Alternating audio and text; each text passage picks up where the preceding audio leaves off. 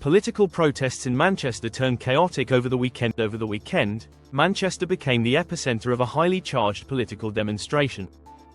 UKIP organized a protest intending to voice their political stance. However, the event quickly descended into disorder. In contrast, the British Patriots assembled in a peaceful demonstration, with no reports of violence from their side. However, tensions escalated when a counter-protest erupted, leading to significant disruption. During the counter-demonstration, hostilities intensified to the point where an individual attempted to physically assault the UKIP leader. Fortunately, swift action by law enforcement prevented the situation from further deteriorating. Unpacking the events, exclusive footage and analysis. In today's coverage, we present exclusive footage from the event, providing a deeper look into the unfolding chaos. But before we dive in, don't forget to like this video and subscribe to our channel to stay updated on crucial developments. On a related note, we have recently launched new Liberty-themed merchandise, available on our website. Visit British.com or check the link in the description to support our work and help us bring you more in-depth coverage of significant political events. Adding fuel to the controversy, counter-protesters took the demonstration a step further by tearing apart the Union Jack, a move that underscores the deep political divisions and heightened emotions surrounding the issue.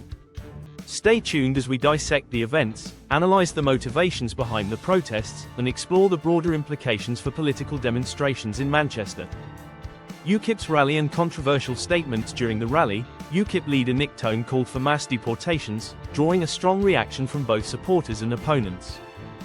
His speech touched on controversial themes, arguing that concerns over immigration and national security are not rooted in racism but rather in the desire to preserve Britain's cultural and social fabric.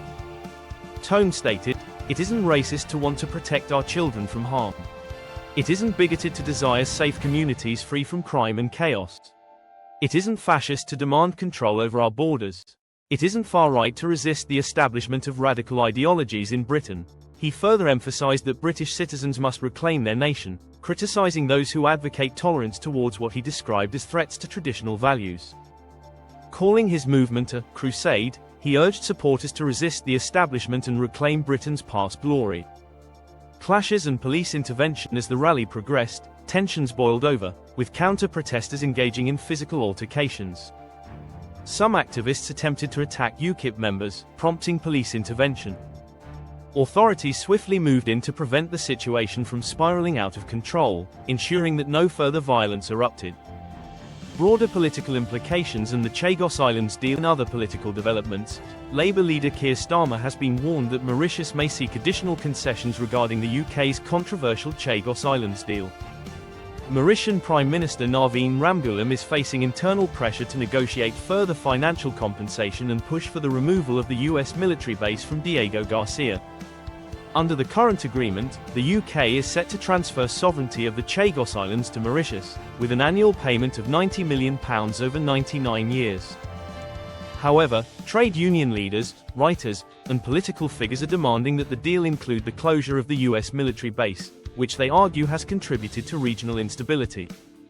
Tory peer Lord Daniel Hannan has criticised Starmer for failing to block the agreement, while former Royal Marine James Glancy condemned it as a sellout.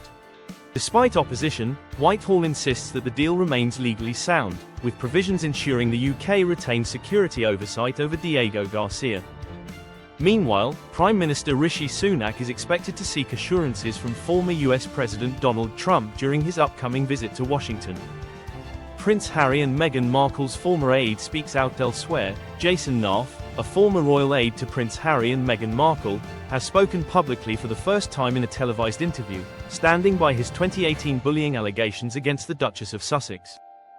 Speaking to 60 Minutes Australia, Nath stated he has no regrets about raising concerns regarding Markle's treatment of staff, which allegedly led to 2 personal assistants leaving their positions.